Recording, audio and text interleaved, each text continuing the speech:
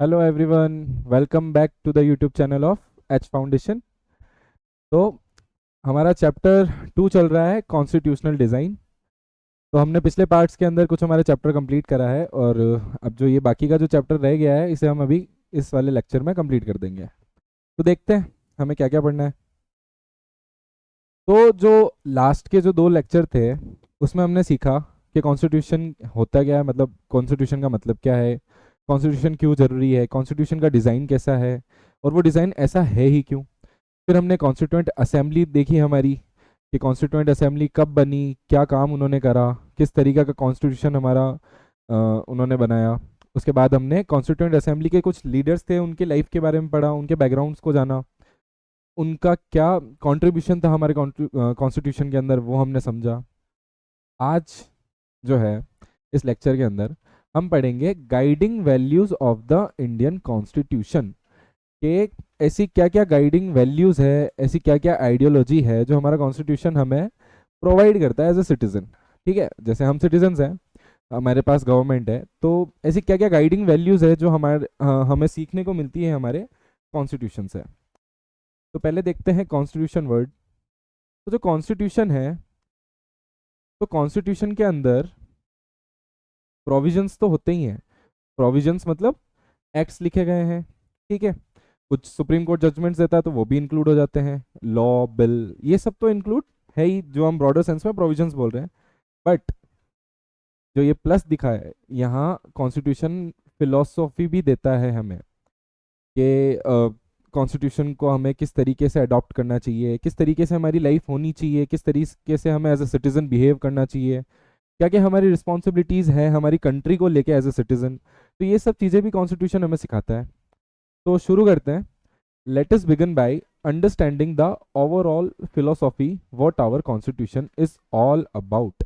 तो देखते हैं कि हमारा कॉन्स्टिट्यूशन की फिलोसॉफी किस तरीके की है और क्या है। तो इसको समझने के लिए हम 2 तरीकों से जा सकते हैं। पहला, we can understand by it by reading the views of some of our major leaders on our constitution. तो जो हमारे देश के जो मेजर लीडर्स रह चुके हैं, लाइक महात्मा गांधी, जवाहरलाल नेहरू, जो हमारे ड्राफ्टिंग कमेटी के चेयरमैन थे डॉक्टर भीमराव अंबेडकर, इन लोगों के क्या व्यूज थे हमारे कॉन्स्टिट्यूशन को लेके। एक तो ये तरीका हो गया समझने के लिए। दूसरा, what the constitution says about its on philosophy. कहीं सुना होगा कि ऐसा बोलते हैं कि इंडिया का कॉन्स्टिट्यूशन एक लिविंग कॉन्स्टिट्यूशन है ना, एक जिंदा कॉन्स्टिट्यूशन, एक जिंदा संविधान है। तो जो हमारा कॉन्स्टिट्यूशन है वो खुद की फिलोसफी के बारे में क्या बोलता है, एक ये तरीका है उसको जानने के लिए। तो देखते हैं आगे। The dream and the promise, क्या सपना और क्या वादा हमारा कॉन्स्टिट्यूशन हमें देता है, तो वो देखें। तो सबसे पहले जो हमारे लीडर हैं महात्मा गांधी, उनके व्यूज़ क्या थे, उनकी आइडियोलॉजी क्या थी हमारे कॉन्स्टिट्यूशन को लेके, वो देखते हैं। तो he was not a member of the constituent assembly. मतलब कि जब हमने कॉन्स्टिट्यूएंट असेंबली के कॉम्पोजिशन को देखा, उनके लीडर्स देखे, कहीं पे भी आपको महात्मा गांधी जी का नाम नहीं आया होगा। तो इससे क्या निकल के आता है कि जो महात्मा गांधी जी थे वो हमारी कॉन्स्टिट्यूएंट असेंबली के मेंबर तो नहीं थे, लेकिन there were many members who followed his vision. हमने एक लीडर का एग्जाम्पल देखा था कि उसमें लिखा था, उनकी जो बायोग्राफी थी, कि वो गांधीयन थे। तो मैंने आपको समझाया भी था कि गांधीयन का मतलब होता है कि वो गांधी जी की आइडियोलॉजी को फॉलो करते थे। और ऐसे कई और लीडर्स भी थे गवर्नमेंट में भी और कॉन्स्टिट्यूएंट असेंबली में भी जो बना रहे थे, जो गांधी जी की जो आइडियोलॉजीज थे उनसे क्या कहते हैं, प्रेरणा लेते थे। तो इस तरीके से महात्मा गांधी जी कॉन्स्टिट्यूएंट असेंबली के मेंबर तो नहीं थे, बट उनके आइडियाज़ को फॉलो करने वाले बहुत थे, उनके पाथ पे, उनके रास्ते पे चलने वाले बहुत सारे थे हमारी कॉन्स्टिट्यूएंट असेंबली के लीडर्स। तो कैसे महात्मा गांधी जी ने अपने व्यूज़ जताए कि कॉन्स्टिट्यूशन कैसा होना चाहिए, तो देखा जाए एग्जाम्पल से, तो बहुत साल पहले उनकी राइटिंग थी, उनकी एक मैगजीन थी जिसका नाम था यंग इंडिया, और ये कब आई थी, 1931 में। तो उसमें उन्होंने क्या बोला, he had spelt out what he wanted the constitution to do.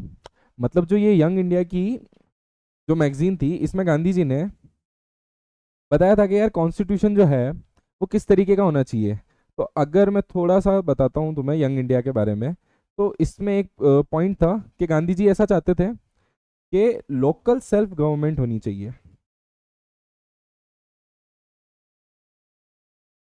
है ना।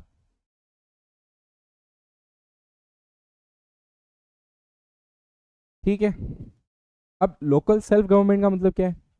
एक होगी नेशनल गवर्नमेंट, एक होगी स्टेट गवर्नमेंट, है ना। तो नेशनल गवर्नमेंट तो ओवरऑल कंट्री का एम्बिट देख रही है, स्टेट गवर्नमेंट ओवरऑल स्टेट का देख रही है।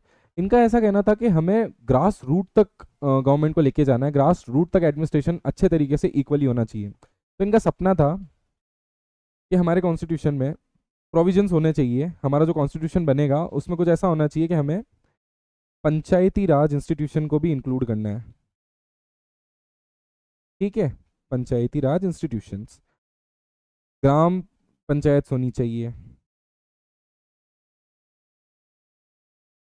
तो ये सारी चीज़ें इन्होंने यंग इंडिया की इनकी मैगजीन जो 1931 के अंदर आई थी, ये चीज़ें इन्होंने वहाँ पे बताया था। तो इससे हमें महात्मा गांधी जी की आइडियोलॉजी का पता चलता है कि वो किस तरीके से हमारे संविधान को देखते थे कि ये चीज़ें होनी चाहिए। तो ये हो गए हमारे महात्मा गांधी जी। अब आते हैं हमारे चेयरपर्सन ड्राफ्टिंग कमेटी के, जो थे डॉक्टर बी आर अम्बेडकर। तो डॉक्टर बी आर अम्बेडकर किस तरीके से देखते थे वो देख लेते हैं। Doctor B R Ambedkar dreamed of an India without inequalities. Inequalities यानी काफी डिस्क्रिमिनेशन था ना, किसको लेके? काफी डिस्क्रिमिनेशन था किसको लेके? कास्ट बेसिस पे,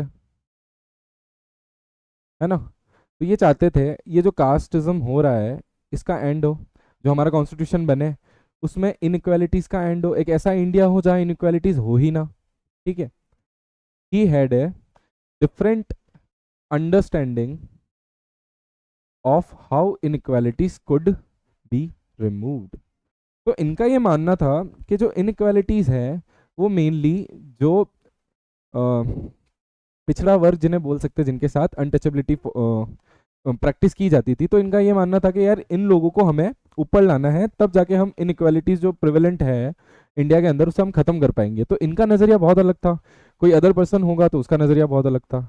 तो इनकी नज़र में इनइक्वालिटीज को किस तरीके से हटनी चाहिए ये इनके व्यूज थे। तो आगे क्या है, he often bitterly criticise Mahatma Gandhi and his vision. अब डॉक्टर बी आर अम्बेडकर जो थे और गांधी जी थे, क्या था कि गांधी जी चाहते थे कि वन इलेक्शन हो, है ना, वन इलेक्शन हो,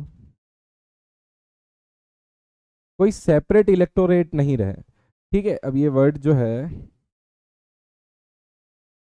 सेपरेट इलेक्टोरेट, ये आने वाले चैप्टर में हम इलेक्शन के चैप्टर में समझेंगे, लेकिन इसका मतलब ये होता है कि आप कम्युनिटी, मतलब मान लेते हैं जैसे मुस्लिम कम्युनिटीज़ है तो उनका इलेक्शन आप अलग करा रहे हो, ठीक है, और हिंदू कम्युनिटी है उसका इलेक्शन आप अलग करा रहे हो। इसी सेंस में जो डॉक्टर बी आर अम्बेडकर थे वो चाहते थे कि जो अनटचेबल्स है, जो उस टाइम के जो पॉपुलेशन थी एस सी एस टी की, उनके इलेक्शन अलग हो। जो दलित जिन उस टाइम पे हम बोलते थे, जो वहाँ के उस टाइम के दलित जिन्हें हम बोलते थे, इनके इलेक्शंस बी आर अम्बेडकर चाहते थे कि अलग हो। महात्मा गांधी का विजन क्या था कि सबका एक साथ हो, सब एक ही मतलब कुछ ये सेपरेट वगैरह कुछ कुछ ऐसा नहीं रहे और वन इलेक्शन हो, है ना। तो यहाँ ये दोनों डिफर कर जाते थे अपने अपने व्यूज में। तो इसीलिए कई बार क्रिटिसाइज करते थे doctor B R Ambedkar Mahatma Gandhi ji के इस व्यू को। In his concluding speech to the constituent assembly he stated his anxiety very clearly. वही वाली बात कि इनको लगा था कि यार अगर हम सेपरेट नहीं कराएंगे तो कहीं ना कहीं ये इनइक्वालिटीज जो ये सोच रहे हैं कि इस तरीके से खत्म होगी इस वे में, तो इनको डर था कि कहीं ना कहीं ये वापस आ सकता है। तो इन्होंने अपनी कंक्लूडिंग स्पीच जो थी कॉन्स्टिट्यूएंट असेंबली में, ये वाला पॉइंट उन्होंने वहाँ पे भी बताया था, दर्शाया था अपने भाषण के अंदर। तो ये सारे व्यूज थे हमारे बी आर अम्बेडकर जी के। अब आते हैं हमारे प्यारे चाचा जवाहरलाल नेहरू जी पे। तो इनके व्यूज थे, इन्होंने जताया था एक ऑब्जेक्टिव रेजोल्यूशन था। क्या था objective resolution? Nehru introduce the objective resolution on December 13 1946 which outlined the fundamental ideas of an independent sovereign republic with justice, equality, freedom for all, as well as protection for minorities. तो 1946 13 नवंबर में objective resolution Nehru ji लेके आए, तो उन्होंने उसमें क्या जताया कि यार हमारे पास फंडामेंटल आइडियाज़ होने चाहिए, मतलब फंडामेंटल आइडियाज़ क्या होने चाहिए इंडिपेंडेंस के, सॉवरन होना चाहिए हमारा देश जिसमें जस्टिस हो, इक्वालिटी हो, सभी के लिए फ्रीडम हो, और जो माइनॉरिटीज़ हैं इंडिया की उनके लिए रिस्पेक्ट और प्रोटेक्शंस हो। अब ये जो वर्ड है सॉवरन हो गया, ये सब क्या होता है ये हम आने वाली स्लाइड्स में पढ़ेंगे, ठीक है। Second point, focus on the poor. He strongly believe that the constitutions ultimate success would be measured by its ability to alleviate poverty and improve the lives of the poor and starving, stating that a paper constitution would be useless without solving this core problem. तो ये constitution को किस तरीके से देखते थे, इस statement से आप समझो कि इनका बिलीव था कि जो कॉन्स्टिट्यूशन का अल्टीमेट गोल होना चाहिए, क्या होना चाहिए कि पुअर जो है, पॉवर्टी जो है उसको खत्म करो, एलिविएट द पॉवर्टी, पॉवर्टी पूरी तरीके से, पॉवर्टी का मतलब होता है गरीबी, गरीबी आप पूरी तरीके से खत्म करो, और क्या करो, improve the lives of the poor, जो गरीब पॉपुलेशन है उनकी जिंदगी की जो क्वालिटी है उसे बढ़ाओ, और जो स्टार्विंग पॉपुलेशन है उसको खत्म करो। स्टार्विंग का मतलब होता है भूखा, भूखमरी, है ना। Setting that a paper constitution would be useless without solving this core problem. मतलब इन्होंने ये कह दिया कि अगर आप ये चीज़ें कॉन्स्टिट्यूशन के थ्रू सॉल्व नहीं कर रहे हो, तो वो जो आप एक पेपर पे कॉन्स्टिट्यूशन बोल रहे हो कि ये कॉन्स्टिट्यूशन है, वो यूजलेस होगा अगर वो ये सारी प्रॉब्लम्स को कंसिडर या सॉल्व नहीं कर पा रहा है सही तरीके से, ठीक है। आगे ये देखते हैं कि जवाहरलाल नेहरू जी देखते हैं कि डेमोक्रेसी और इक्वालिटी होनी चाहिए, किस तरीके से। Nehru champion a democratic system where equality for all Indians was paramount. Paramount का मतलब अप मोस्ट प्योरिटी, कि भाई ये तो होना ही होना चाहिए। Promoting freedom of speech and expression and creation of strong independent institution, के जो इक्वालिटी है वो पैरामाउंट होनी चाहिए, प्योरिटी सबसे ऊपर होनी चाहिए, ठीक है। फ्रीडम ऑफ स्पीच होनी चाहिए, एक्सप्रेशन होना चाहिए, मतलब आपको बोलने का अधिकार हो, आप अपनी बात रखना चाह रहे हो तो उसका आपको पास अधिकार हो, और एक इंडिपेंडेंट इंस्टीट्यूशंस होने चाहिए। इंडिपेंडेंट इंस्टीट्यूशन का मतलब जैसे जुडिशरी, लेजिस्लेचर, ये सब अलग होने चाहिए, एग्जीक्यूटिव, इन पे किसी का दबाव नहीं होना चाहिए, कि जुडिशरी पे किसी का प्रेशर ना हो किसी दूसरे इंस्टीट्यूशन का, इंडिपेंडेंटली वो अपना काम कर सके। तो ये हो गया। फिर मिनिस्टेरियल रिस्पॉन्सिबिलिटी। मिनिस्टेरियल रिस्पॉन्सिबिलिटी का मतलब जो मिनिस्टर्स हैं उनकी रिस्पॉन्सिबिलिटी होनी चाहिए, वो अकाउंटेबल होने चाहिए। किस तरीके से होने चाहिए, क्या ये सोचते थे, देखते हैं। He advocated for a system where power resided in the legislature and the ministry rather than a powerful president. तो इनका ये कहना था कि जो पावर है वो लेजिस्लेचर के हाथ में होना चाहिए। लेजिस्लेचर में कौन बैठ रहे हैं, वही रिप्रेजेंटेटिव्स जिनको हमने इलेक्ट करके भेजा है ना, तो उनके पास पावर होनी चाहिए। ऐसा नहीं पावर दो आप कि आप प्रेसिडेंट को ही सारी पावर देख के उनको पावरफुल बना लो कि एक सिंगल बंदा सारे डिसीजन ले रहा है। तो पावर किसके पास होनी चाहिए, लेजिस्लेचर के पास, और लेजिस्लेचर कौन है, इलेक्टेड रिप्रेजेंटेटिव्स। तो ये था इनका मिनिस्टेरियल रिस्पॉन्सिबिलिटी से मतलब। अब आप देखते हैं secularism and socialism. Nehru supported the spread of secular values and socialist ideas, aiming to eradicate illiteracy and communal divisions in India to build a modern nation. तो नेहरू जी क्या कर चाहते थे कि सेक्युलर वैल्यूज हो। सेक्युलर वैल्यूज का मतलब क्या है, किसी एक धर्म को आप एज ए गवर्नमेंट सपोर्ट नहीं कर रहे हो, कि आप गवर्नमेंट में तो आगे कॉन्स्टिट्यूशन है, किसी एक धर्म को सपोर्ट नहीं करना चाहिए, सारे धर्मों को आप बराबरी के तरीके से देखो। और सोशलिस्ट आइडियाज होने चाहिए कि सबके लिए इक्वल अपॉर्चुनिटीज हो, है ना। और क्या होना चाहिए, आप एम करो टू इरेडिकेट इलिटरेसी। इरेडिकेट का मतलब होता है हटाना, मिटाना। इलिटरेसी का मतलब कि भाई जो पॉपुलेशन है जो पढ़ी लिखी नहीं है आप उनको शिक्षा दो, और इलिटरेसी जो है उसको बिल्कुल ख़त्म करो। और साथ ही साथ कम्युनल डिवीजन जो इंडिया के अंदर है उसको भी ख़त्म करो। कम्युनल डिवीजन का मतलब वही है कि कुछ एक कम्युनिटी दूसरी कम्युनिटी से उनका आपस में मुठभेड़ चल रहा है डिफ्रेंसिएशन के कारण। तो ये सब चीज़ें जब आप हटाओगे तो आप एक मॉडर्न नेशन बना पाओगे। मॉडर्न नेशन का मतलब क्या हुआ कि जिसमें सबको इक्वल अपॉर्चुनिटीज़ है, सबको बोलने का अधिकार है, सबके पास राइट्स है, सबको इक्वली ट्रीट करा जा रहा है। तो ये थिंकिंग थी जवाहरलाल नेहरू जी की हमारे कॉन्स्टिट्यूशन के किस तरीके का होना चाहिए और क्या व्यूज थे नेहरू जी के, ये हमने अभी देखा। आगे देखते हैं। तो ये है हमारा guiding values of the constitution. पहला point, what the constitution says about its on philosophy. अब हमारे कॉन्स्टिट्यूशन खुद उसकी फिलोसॉफी के बारे में क्या कहता है, ये तो हमने व्यूज देखे अलग अलग लीडर्स के, जैसे जवाहरलाल नेहरू, बी आर अम्बेडकर, महात्मा गांधी जी। अब खुद जो हमारा संविधान है वो अपनी फिलोसॉफी के बारे में क्या कहता है वो देखते हैं। तो हमारे कॉन्स्टिट्यूशन में प्रियम्बल करके एक है ना। अब ये क्या है वो भी देखते हैं बाद में, इसमें लिखा क्या है वो समझ लेते हैं।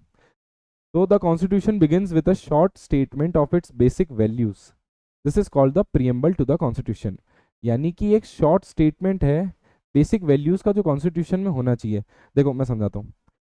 प्रियम्बल जो है एक इंट्रोडक्शन है, इसे आप इंट्रोडक्शन बोलो, समरी बोलो, है ना।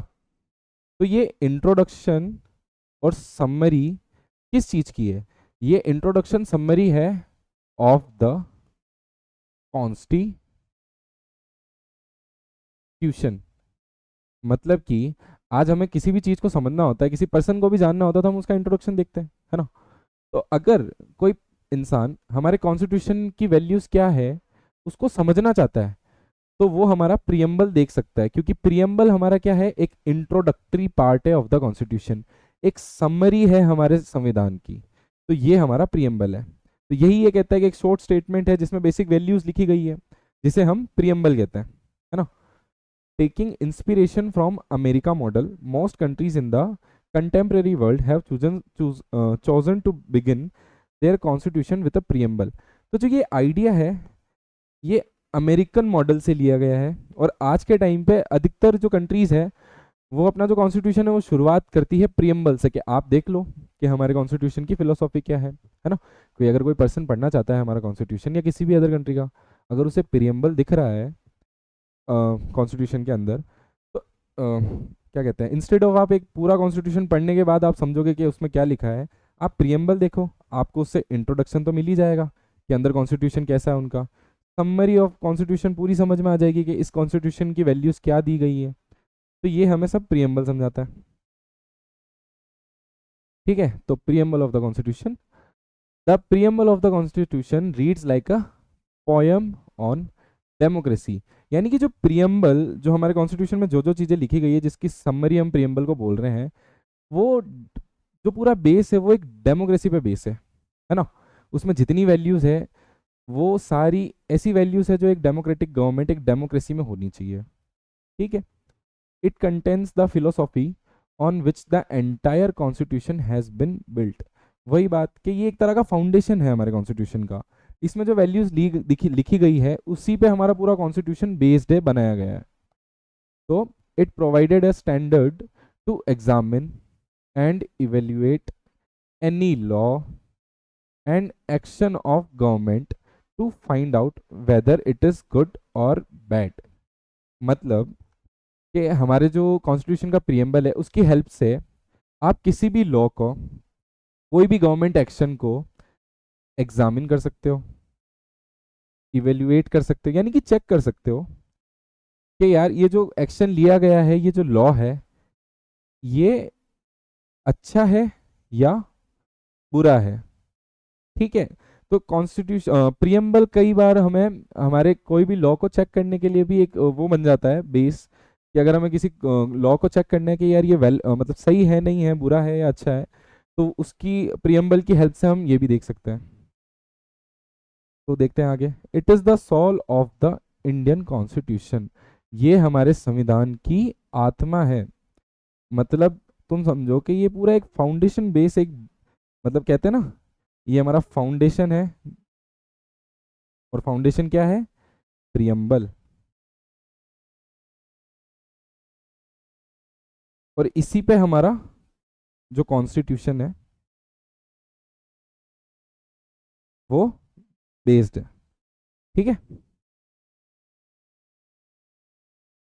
तो ये तुम्हें दिख रहा होगा, कुछ इस तरीके का हमारा कॉन्स्टिट्यूशन है, सॉरी प्रियम्बल है।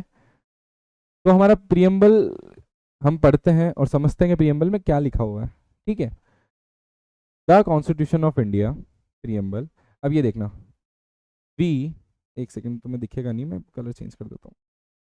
हाँ, शायद आई गेस दिख रहा होगा अब तुम्हें। हाँ, we the people of India, मतलब कि हम कौन?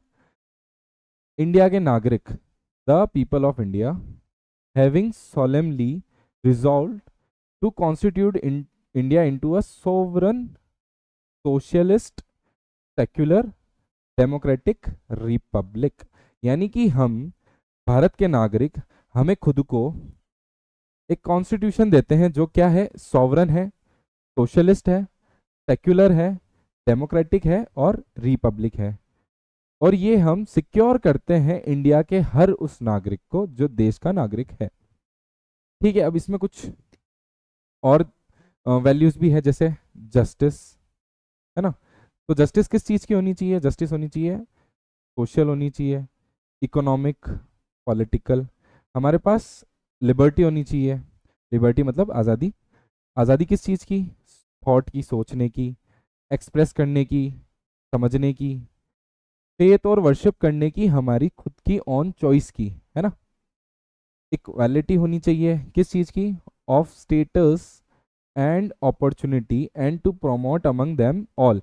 मतलब इक्वालिटी होनी चाहिए स्टेटस की, अपॉर्चुनिटी की, और वो सब लोगों में इक्वली बांटनी भी चाहिए। फ्रेटर्निटी होनी चाहिए, मतलब कि brotherhood, assuring the dignity of the individual, कि आम आदमी की डिग्निटी, स्वाभिमान भी रहे। और and the unity and integrity of the nation, मतलब ब्रदरहुड होना चाहिए इंडियंस के अंदर, कि यूनिटी बनी रहे, है ना, खुद के अंदर, लोगों के अंदर, और इंटीग्रिटी जो है हमारे नेशन की वो भी अपलिफ्ट होती रहे। इसमें क्या लिखा है एंडिंग लाइन में? In our constituent assembly this 26th day of November 1949 do hereby adopt, enact and give to our self this constitution. तो ये कॉन्स्टिट्यूएंट असेंबली बोलती है कि यार ये 26 नवंबर 1949 को हम अडॉप्ट करते हैं और खुद को ये संविधान देते हैं। तो कुछ इस तरीके का हमारा प्रियम्बल है और ये वैल्यूज हमें देता है। अब हम क्या करेंगे कि ये जो वर्ड्स थे, sovereign, socialist, secular, justice, equality, fraternity, अब हम इनको थोड़ा समझते हैं कि आखिर इनके अंदर वैल्यूज दी क्या गई है ना। तो पहले ये पढ़ लेते हैं, the constitution has been drawn up and enacted by the people. मतलब कि जो संविधान है वो लिया गया है और वो बनाया गया है लोगों के द्वारा। अब लोग तो खुद कॉन्स्टिट्यूएंट असेंबली में नहीं बैठे थे, तो लोगों के द्वारा कैसे बनाया गया? तो लोगों के द्वारा बनाया गया थ्रू देयर रिप्रेजेंटेटिव्स। अब ये रिप्रेजेंटेटिव्स तो लोगों ने ही भेजे ना, तो इन्होंने इलेक्ट करके कॉन्स्टिट्यूएंट असेंबली में लीडर्स भेजे थे। तो ये लाइन ये कहती है कि जो कॉन्स्टिट्यूशन है वो लोगों के द्वारा बनाया गया है, उनके रिप्रेजेंटेटिव के through, and not handed down to them by a king और any outside powers.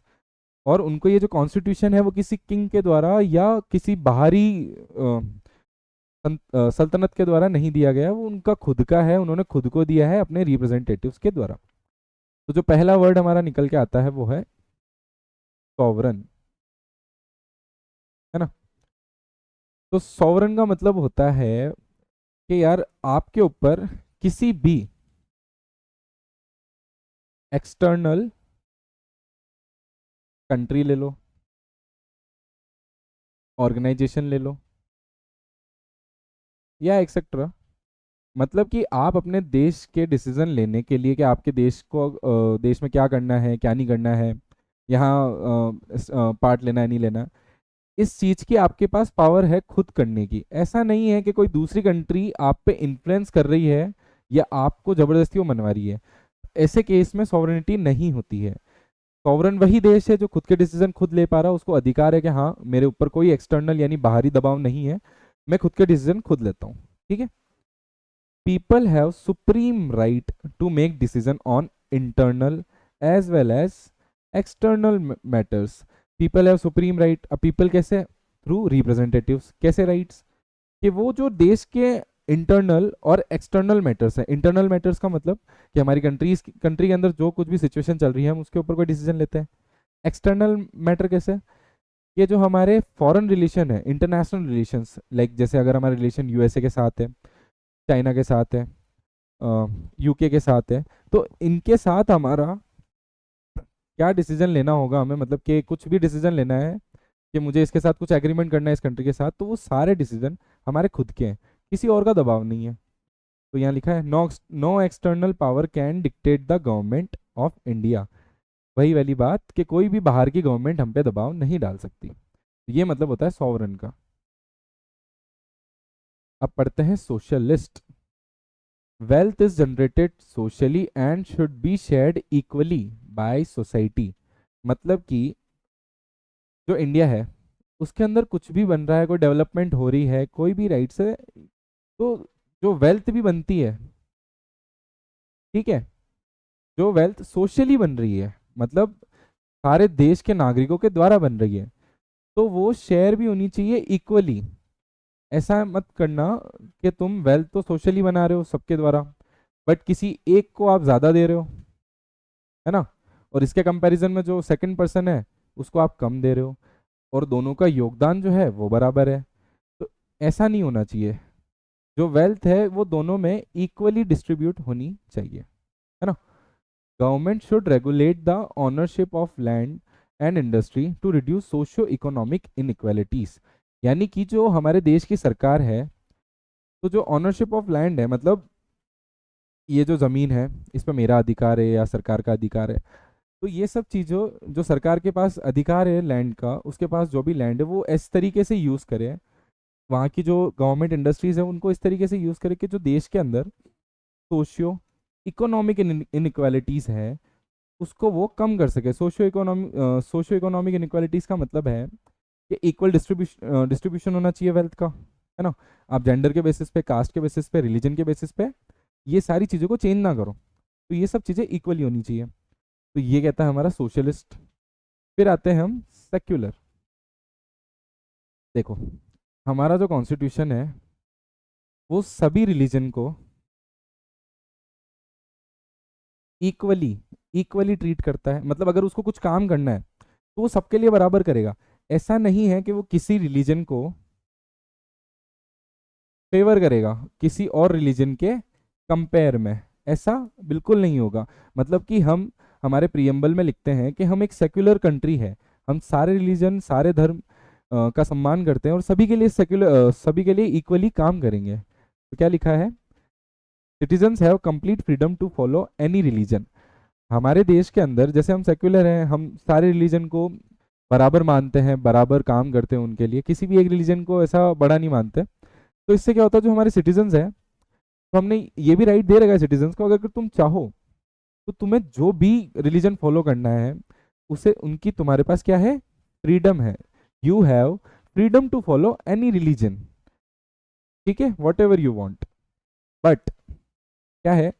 There is no official religion. ये मैंने बताया ना कि देश का कोई ऑफिशियल रिलीजन नहीं है कि हाँ, हम कोई ऐसा नहीं बोल रहा कि हमारी जो इंडिया है वो एक पर्टिकुलर इस रिलीजन की कंट्री है, हमने कोई ऑफिशियल रिलीजन डिक्लेयर नहीं कर रखा, ठीक है।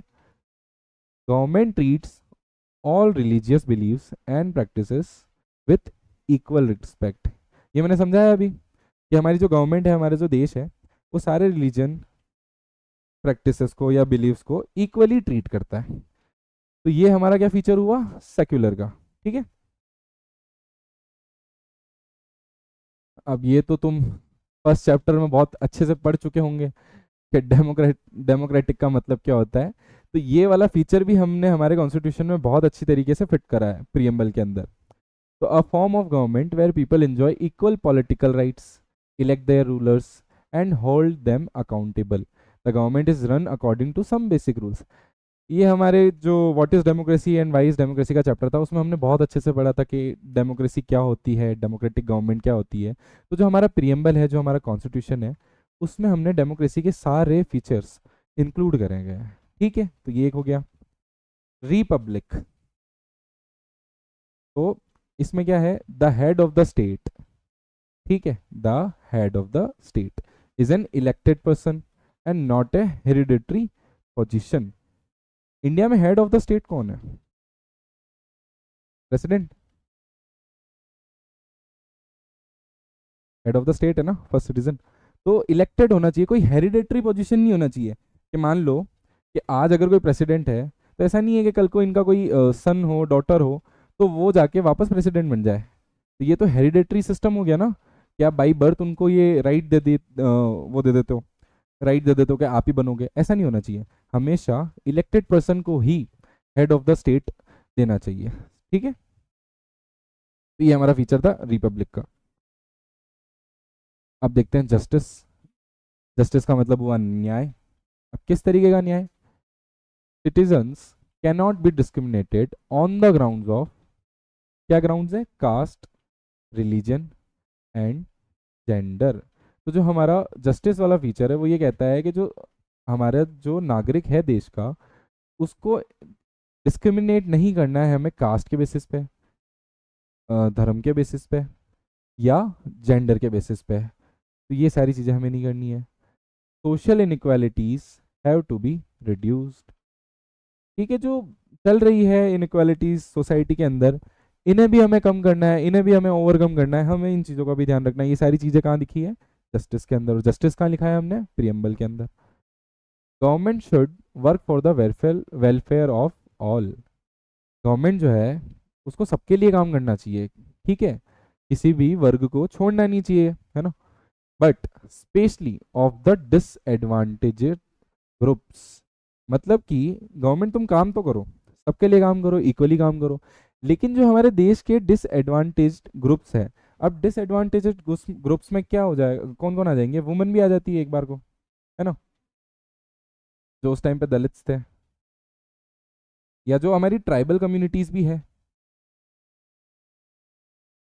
ना, क्योंकि ट्राइबल कम्युनिटीज भी पिछड़ी वर्ग में आ जाती है ना। इनको नहीं पता है कि हमारे रूल मतलब राइट्स क्या है, अवेयरनेस नहीं है। वुमेन के साथ हमेशा जेंडर डिस्क्रिमिनेशन तो होता ही है, कास्ट के बेसिस पे दलित्स के साथ होता ही था।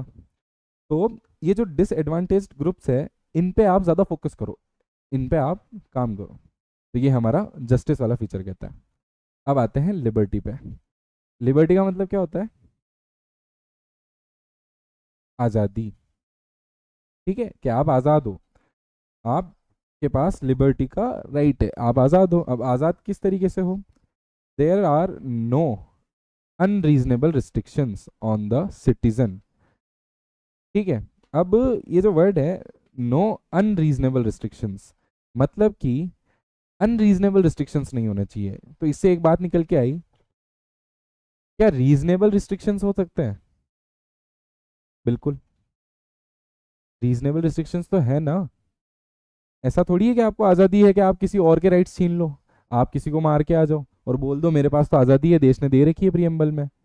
ऐसा तो नहीं है ना, तो कुछ रीजनेबल रिस्ट्रिक्शंस होना जरूरी है, इसलिए यहाँ लिखा है ना, there are no unreasonable restrictions. ठीक है, लेकिन रीजनेबल रिस्ट्रिक्शंस तो जरूर है। तो क्या है? In what there are no unreasonable restriction on the citizens in what they think, how they wish to follow up their thoughts in action. मतलब उन्हें सोचने पे कोई भी अनरीजनेबल रिस्ट्रिक्शंस नहीं है, और वो जो सोच रहे हैं उसको करने में, अगर वो लीगल है, वो सही है, तो उन पे किसी भी तरह की रिस्ट्रिक्शंस हमें हमारे कॉन्स्टिट्यूशन ने नहीं लगाई है। ठीक है, बट एक चीज़ हमेशा ख्याल रखना कि कहीं पे भी ऐसा नहीं होता है कि आपको प्रॉपर फ्रीडम दे दी गई है, कुछ रीजनेबल रिस्ट्रिक्शंस हर जगह होते ही हैं, कुछ एक्सेप्शंस जो हैं वो हर जगह हमें मिलते ही हैं। तो ये हमारा हो गया लिबर्टी। आगे देखते हैं। अब हमारे पास है इक्वालिटी, यानी कि समान अधिकार का, समान अधिकार सबके पास हो, या लिखा है all are equal before the law. All are equal before the law, मतलब कि person A, person B, person C, ठीक है, तीन लोग हैं, है ना। तो ये जो लॉ है हमारा देश का जो संविधान है, अगर पर्सन ए को अगर कोई राइट मिला है एज अ सिटीजन, तो पर्सन बी को भी as a citizen same right होना चाहिए, पर्सन सी को भी as a citizen same right होना चाहिए। और अगर पर्सन ए और पर्सन बी और पर्सन सी सेम टाइप का कोई क्राइम करते हैं, तो पर्सन ए को भी सेम पनिशमेंट होनी चाहिए, और पर्सन बी और पर्सन सी को भी same type kind of punishment होनी चाहिए। मतलब कि जो हमारा लॉ है उसके सामने सभी इक्वल होने चाहिए। आप किसी के साथ भेदभाव नहीं करोगे कि हम इनको कम देंगे और इनको ज़्यादा देंगे। तो हमारे लॉ की नज़र में सब लोग बराबर है। The traditional social inequalities have to be ended. मतलब अगर आपको इक्वालिटी हासिल करनी है, तो जो हमारे ट्रेडिशनल सोशल इनक्वालिटीज चलती आ रही है, आपको उनको क्या करना होगा, एंड करना होगा उसका। अब सोशल इनक्वालिटीज किस किस टाइप की चल रही है यार? कास्टिज्म तो हम काफ़ी टाइम से देखते आ रहे हैं, जेंडर बेसिस मैंने आपको बता ही दिया, रिलीजन बेसिस पे भी होती है ना? तो ये सब चीज़ें जो सोशल इनक्वालिटीज़ है, और कहीं ना कहीं क्लास बेसिस पे भी होती है, अमीर और गरीब के बीच में, तो इनको आपको ख़त्म करना होगा, है ना? The government should ensure equal opportunity for all. मतलब कि जो हमारी सरकार है उसको सभी के लिए इक्वल अपॉर्चुनिटी का काम के लिए काम करना होगा। इक्वल अपॉर्चुनिटी का मतलब ये है कि अगर मैं, यानी कि पर्सन ए, और मेरा कोई फ्रेंड है पर्सन बी, अगर मुझे अधिकार है कि मैं ये पब्लिक प्लेस पे जा सकता हूँ, काम कर सकता हूँ, या मैं ये बिजनेस कर सकता हूँ, तो सेम चीज़ इसको भी होनी चाहिए। मतलब कि आप सभी को इक्वल अपॉर्चुनिटी दो कुछ अचीव करने के लिए, वो जो भी करना चाहते हैं सबके लिए इक्वल अपॉर्चुनिटीज हो। तो ये हमारा इक्वलिटी कहता है। अब आते हैं हम फ्रेटर्निटी पे, है ना? फ्रेटर्निटी भी देखते हैं।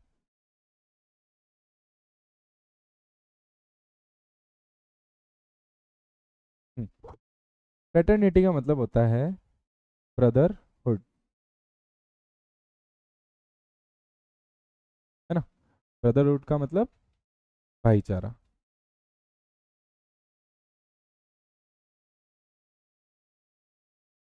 तो फ्रेटर्निटी वाला जो फीचर है हमारे कॉन्स्टिट्यूशन में, वो ये कहता है कि आप ब्रदरहुड की फीलिंग को अपलिफ्ट करो। यानी कि हमारे देश के अंदर सभी नागरिकों को एक दूसरे को भाई जैसा ट्रीट करना चाहिए, यूनिटी में रहना चाहिए, एक सेंस ऑफ यूनिटी होनी चाहिए हमारे कॉन्स्टिट्यूशन और हमारे कंट्री के अंदर। तो फ्रेटर्निटी वाला फीचर हमें देता है कि all of us should behave as if we are members of the same family. यानी कि हम एक दूसरे को ऐसे ट्रीट करना चाहिए कि हम एक ही परिवार का हिस्सा है। ये पर्सन वो पर्सन अलग नहीं है, वो मेरे परिवार का ही सदस्य है। तभी जाके आप फ्रेटर्निटी को अपलिफ्ट कर पाओगे, ब्रदरहुड के जो फीचर है उसको अपलिफ्ट कर पाओगे। No one should treat a fellow citizen as a inferior. आप किसी भी सिटीजन को छोटा मत समझो, छोटा ट्रीट मत करो कि यार ये मेरे से नीचे है, वो मेरे से नीचे है। ऐसी फीलिंग आपके मन में नहीं आनी चाहिए। ये सब चीजें हमें कौन सिखाता है? हमारे प्रियम्बल में जो फीचर लिखा है फ्रेटर्निटी का। ठीक है,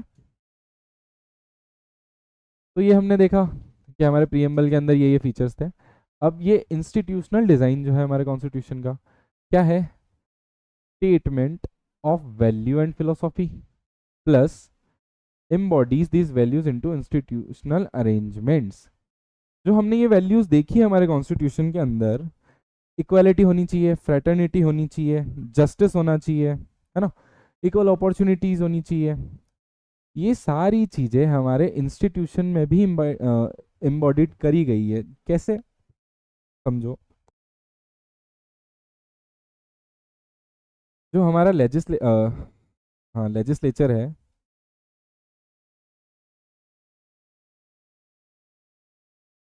इसमें हर टाइप के लोग हैं, हर कम्युनिटी को रिप्रेजेंट करने वाले लोग हैं।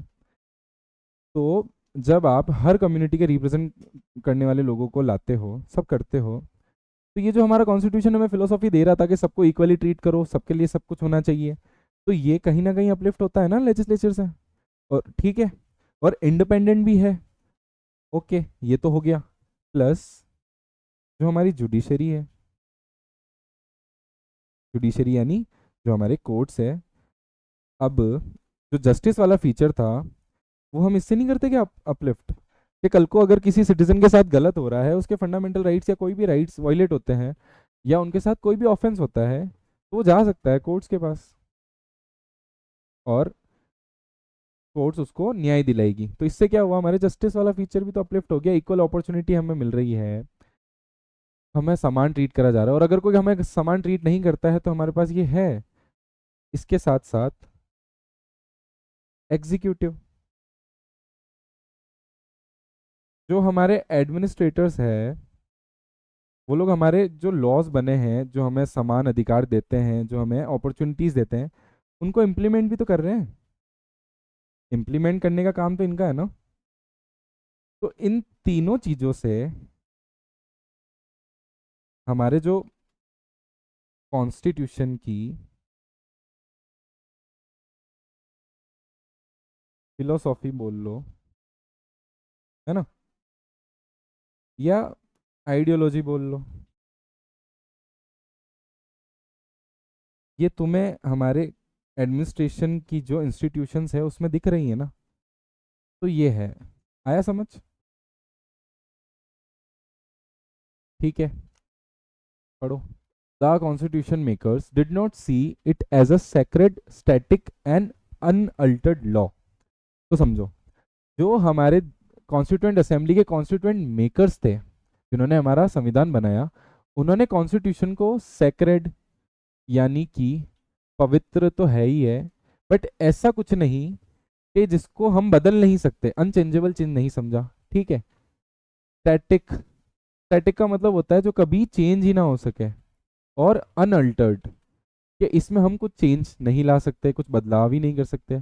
तो जो हमारे कॉन्स्टिट्यूएंट मेकर्स थे, कॉन्स्टिट्यूशन मेकर्स जो थे, उन्होंने कॉन्स्टिट्यूशन को as a sacred, as a static और एज अ अनअल्टर्ड लॉ की तरह नहीं देखा। तो उन्होंने किस तरीके से देखा वो भी देखो। क्योंकि देखो क्या होता है ना, कि हम जब आज़ाद भी हुए तो हमने कॉन्स्टिट्यूशन बनाया, लेकिन हमारे कॉन्स्टिट्यूशनल मेकर्स जो थे वो काफ़ी आगे का सोचे थे कि आने वाले टाइम में कभी ना कभी तो कॉन्स्टिट्यूशन में चेंज लाना होगा, सिचुएशंस चेंज होगी, देश डेवलप्ड होगा, नीड्स बढ़ेगी, है ना, अलग अलग कम्युनिटीज़ की। तो उन्होंने कभी उसको स्टैटिक नहीं रखा, ऐसा नहीं समझा कि हम इसको कभी चेंज ना कर सके, क्योंकि therefore it needs to be amended quite regularly to keep it updated. मतलब कि हमें हमारे कॉन्स्टिट्यूशन को थोड़े थोड़े टाइम में अमेंड करना होता है सिचुएशंस के हिसाब से, ताकि हम उसे अपडेट कर सकें। तो इसमें जो मैंने आपको बताया था कि जो इंडिया का कॉन्स्टिट्यूशन है वो एक लिविंग डॉक्यूमेंट है। अब इस चीज़ को रिलेट करो लिविंग डॉक्यूमेंट को। जब आप एक चीज़ को स्टैटिक कर देते हो तो वो लिविंग का हुआ, लेकिन इसको आप चेंज कर पा रहे हो बार बार आपकी नीड्स के हिसाब से, तो हुआ ना लिविंग डॉक्यूमेंट। तो इसलिए हम बोलते हैं कि जो इंडिया का कॉन्स्टिट्यूशन है वो एक लिविंग डॉक्यूमेंट है। So they made provisions to incorporate change from from time to time, है ना, time to time. These changes are called constitutional amendments. और कॉन्स्टिट्यूशनल अमेंडमेंट्स क्या होता है, मैंने आपको पहले समझाया था, दोबारा थोड़ा सा मैं दे देता हूँ आइडिया, कि जब हमें कॉन्स्टिट्यूशन के अंदर कॉन्स्टिट्यूशनल फीचर्स जो ओरिजिनली लिखे गए थे उसमें कुछ चेंजेस लाना होता है, तो हम ला पाते हैं उसको कॉन्स्टिट्यूशनल अमेंडमेंट्स के थ्रू। ठीक है, आया समझ? आगे बढ़ते हैं। The institutional arrangement in the constitution, जो हमारी इंस्टीट्यूशनल अरेंजमेंट है कॉन्स्टिट्यूशन की, वो किस टाइप की है वो देखते हैं। The constitution describe the institutional arrangements in a very legal language. मतलब कि जो हमारा इंस्टीट्यूशंस है कॉन्स्टिट्यूशन के अंदर, वो काफ़ी लीगल लैंग्वेज में लिखे गए हैं, काफ़ी सारे लॉज है उसमें, हर एक चीज़ करने की लीगल प्रोविजंस है उसमें। तो कई बार हमारे कॉन्स्टिट्यूशन को क्रिटिसाइज करने के लिए लोग बोल देते हैं कि जो कॉन्स्टिट्यूशन है वो बनाया है लॉयर्स ने, और बनाया है लॉयर्स के लिए। ये कुछ क्रिटिसिज्म है हमारे कॉन्स्टिट्यूशन का, जो लोग जो बाहर के लोग कहते हैं कि जो इंडिया का कॉन्स्टिट्यूशन है वो लॉयर्स ने बनाया है लॉयर्स के लिए, क्योंकि थोड़ी जो लैंग्वेज है वो बोलते हैं कि ऐसी है कि केवल लॉयर समझ सकते हैं, है ना। लेकिन yet the basic institutional design is not very difficult to understand. लेकिन जो बेसिक चीजें हैं इंस्टीट्यूशनल डिजाइन की वो इतनी हार्ड नहीं है, इतनी मुश्किल नहीं है कि आप उसे समझ ही ना सको। जैसे अगर जैसे मैंने अभी आपको जुडिशरी का एग्जांपल दिया था, तो अगर आपको कोई प्रॉब्लम है तो आप जाते हो जुडिशरी में। इसमें ज़्यादा कोई डिफिकल्ट चीज़ तो है नहीं बताने के लिए कि अगर आपका राइट वायलेट होता है तो आपको कहाँ जाना है। तो कुछ जो बेसिक इंस्टीट्यूशनल डिज़ाइन है तो वो समझने में आसानी है, इतना कोई मुश्किल नहीं है। तो like any constitution, the Indian constitution lays down है procedure for choosing person to govern the country. ये वो इलेक्शन वाला फीचर आ गया ना, कि प्रोसीजर लिखे हैं हमारे कि हमें किस तरीके से चुनना है पर्सन को जो हमारी कंट्री को रन करेगा, गवर्नमेंट फॉर्म करेगा। इट डिफाइंस वो will have how much power to take which decision. तो हमारे कॉन्स्टिट्यूशन के अंदर क्या है कि हमने डिफाइन कर रखा है कि पर्टिकुलर इंस्टीट्यूशन है, पर्टिकुलर पर्सन है, पर्टिकुलर पोस्ट है, तो इसके पास इतना पावर है कि ये डिसीजन ले सकता है और ये डिसीजन ले सकता है। और उसको हमने एम्बिट में डाल रखा है कि आप ये जो मैंने बॉर्डर बनाई है, अगर आपके पास इतना ही पावर है कि इस बॉर्डर तक ही आप लॉ बना सकते हो या एक्शन ले सकते हो, तो आप इसके पार नहीं जाओगे। तो ये सारी पावर्स कहाँ दी जाती है? हमारे कॉन्स्टिट्यूशन में। और क्या है? It puts limit to what the government can do by providing some rights to the citizen that can not be violated. मतलब कि ये गवर्नमेंट के ऊपर कुछ क्या लगाती है? लिमिट लगाती है। किस चीज़ के? कि तुम सिटीजन्स को कुछ राइट्स दोगे जिन्हें तुम वायलेट नहीं कर सकते। और वो क्या राइट्स होते हैं? जैसे हमारे पास फंडामेंटल राइट्स है।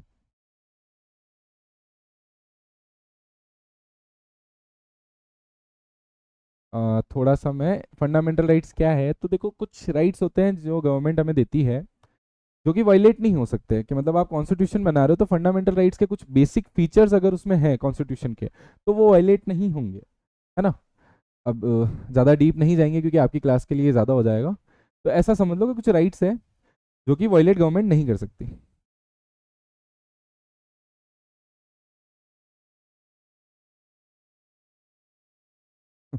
तो बच्चों इसी के साथ आपका जो चैप्टर 2 है, कॉन्स्टिट्यूशनल डिज़ाइन, वो समाप्त होता है, वो कंप्लीट होता है। तो अगर आपको ये पूरी सीरीज अच्छी लग रही हो, आपको चैप्टर समझ में आया हो, तो प्लीज़ हमारे चैनल को लाइक करें, सब्सक्राइब करें, कमेंट करें और वीडियो को शेयर करें। मैं आपसे मिलूंगा नेक्स्ट लेक्चर के अंदर नेक्स्ट चैप्टर के साथ। तो मुझसे जुड़े रहें और देखते रहें, पढ़ते रहें। Thank you.